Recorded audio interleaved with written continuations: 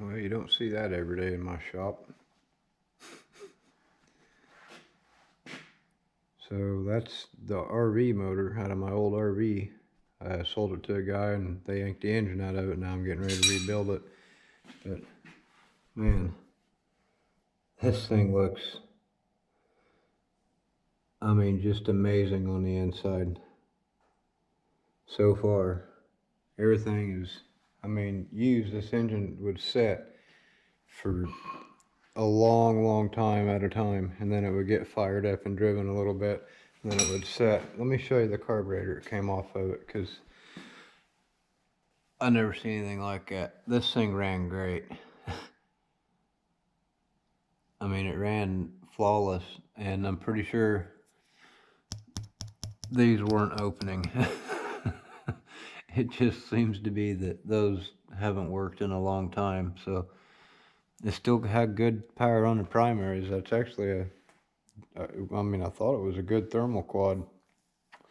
Apparently it needs a little love, but it still ran really good. This thing ran perfect. A little bit on the lean side. But I managed to get all the bolts out.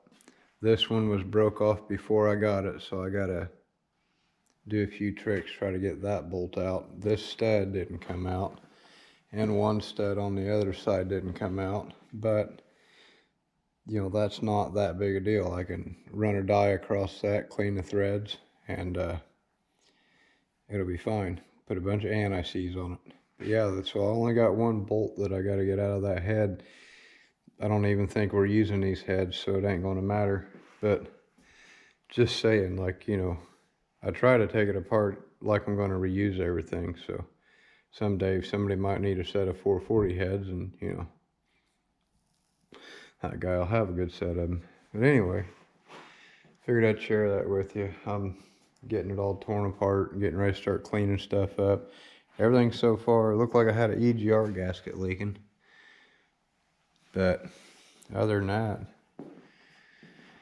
everything came apart really good. Like it's not got very many miles on it, because, you know, it don't. It's a really good engine to start with. Like, by looking at the cam and lifters, just eyeballing it from here, I was impressed to see how good they looked and how good a shape everything was in, and everything's been pretty clean so far. But you can tell it's sat for a long period of time and then been fired up. That's the only thing about these motorhome engines, is they never get driven, and that's hard on engines. But I mean, it looked pretty good. The intake don't look very good. The intake looks about like that carburetor. But yeah, I'm pretty much stuck right now. I can't go any further until I move this thing, move that thing, clean off the workbench, and kind of get everything on the workbench straightened up, so I can start laying all these parts out, all the internals out on the bench. And I need to clean this carburetor up, put it back together before I do that. And I got a whole bunch of stuff I need to be doing, so it's, yeah, that's a good thing. So I need to do something with that engine, transmission, and that transmission, move it somewhere over there or something out of the way. And like I said, clean off all that stuff on the workbench and pull this thing apart. And then I got to clean the whole shop and clean this motor. And I don't build these engines if the shop floor is dirty. It's got to be clean in here. I don't want dust and dirt and stuff getting on my engine and you know, running bearings or anything. And you'll notice that thing's off. I was freezing my butt off. I had to shut that thing off. AC works good in this place.